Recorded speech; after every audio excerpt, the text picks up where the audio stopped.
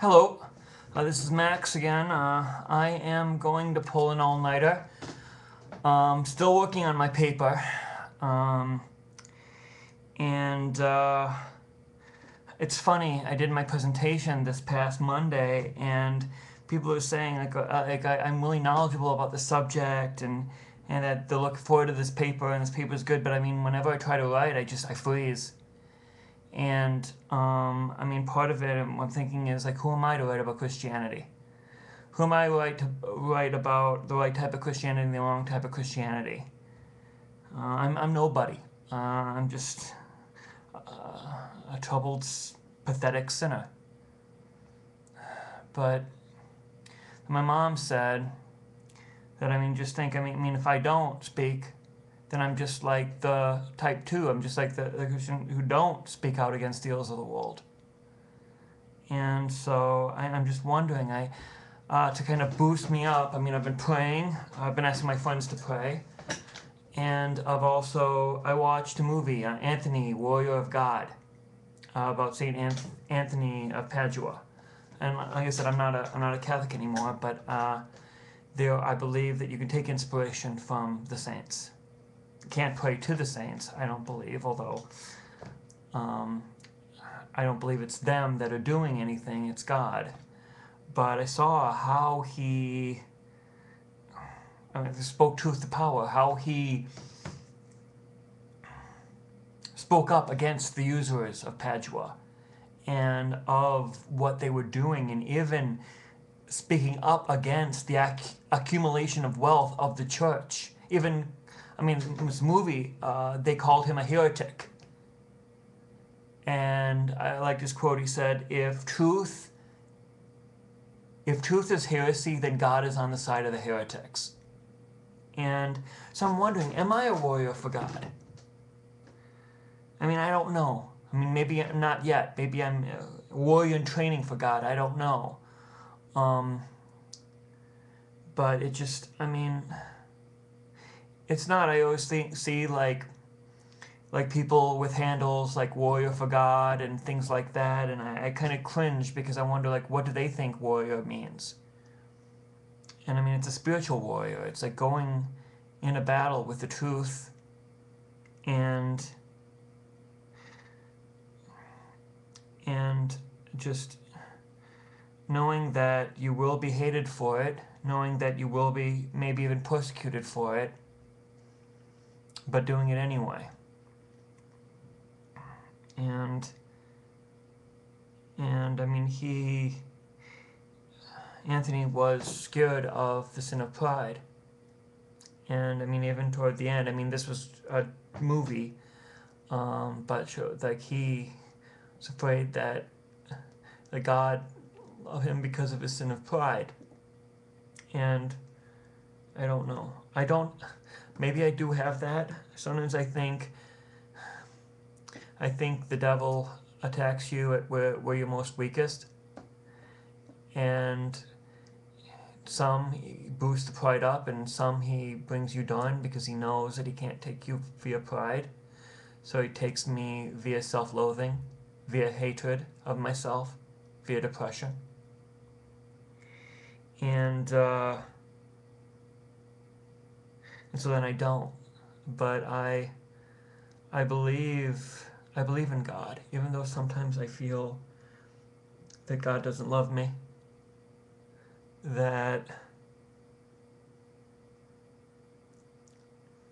and I worry, I wonder, what is the right path? Is it the fundamentalist view of isolation from the world, or is it the more social justice based of going into the world with God's love and changing it? I mean, the sad thing is there's biblical backing for both views. I mean, I personally believe that it's both. It's individual salvation and individual holiness, but also bringing that out to society sins and to problems and to the broken relationships, broken structures of society. And I don't believe we're going to be like heaven on earth. I don't believe that's going to happen until Jesus comes back. But I believe that it is our duty to try.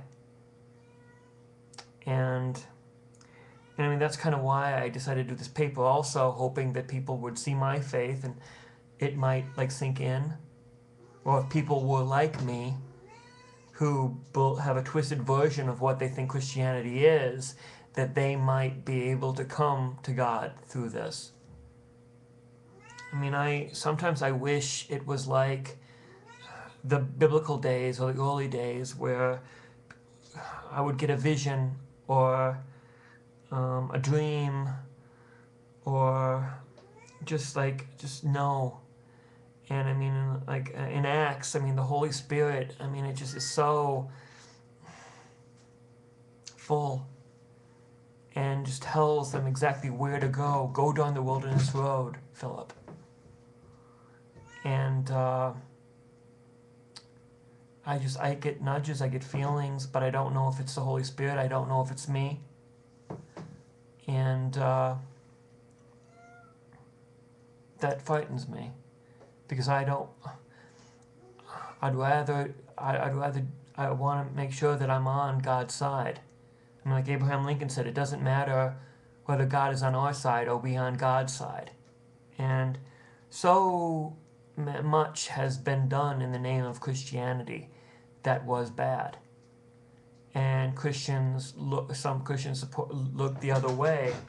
And so that's why I get, and I mean, I want it. Sometimes I feel so full of the Spirit, and I feel like, I mean, and I like, my pastor said he has to be very, very careful when he gets feelings of righteous anger, because only one person had truly righteous anger, and that was Jesus. But I want to be a warrior of God.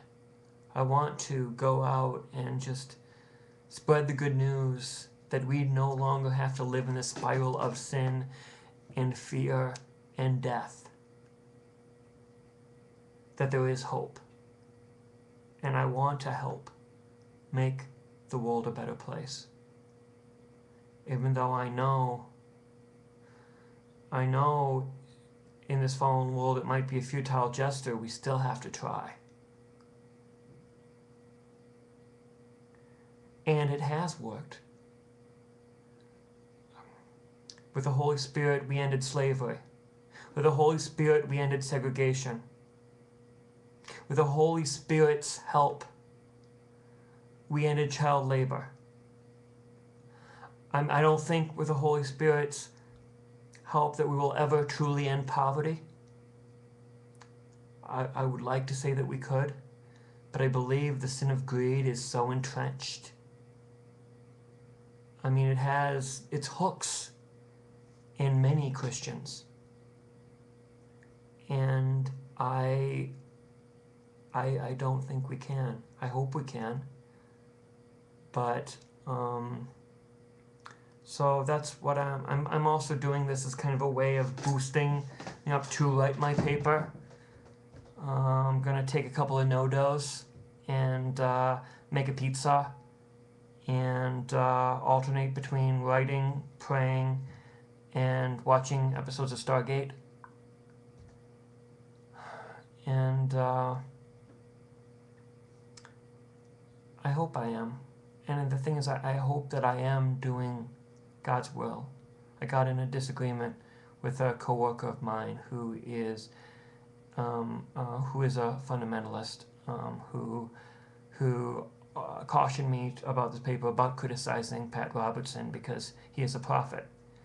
And I kind of think he's a false prophet by his actions, by his fruit.